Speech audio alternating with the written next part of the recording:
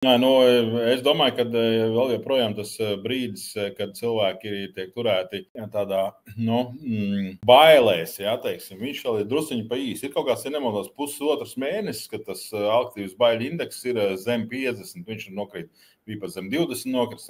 Es neesmu pasties pēdējās 3 dienas, man tiešām neskatījos līdz šitās dienas, bet vēl tas periods ir mazliet par mazu, teiksim, un to es esmu teicis jau daudzkārt, kad šajā ciklā ir procentuāli vairāk izglītotu cilvēku kripto nozarē, jo tā pieredze ir uzkrājusies ilgāk, un līdz ar to vaļiem šis process ir jāveic ilgāk un sāpīgāk, teiksim, lai izkratītu, ja tā var teikt, teiksim, iedzītu panikā, iedzītu neticībā, tos mazos spēlētājus, visi, kas līdz dažiem miljoniem ir portfels, ir līdz mazie spēlētāji.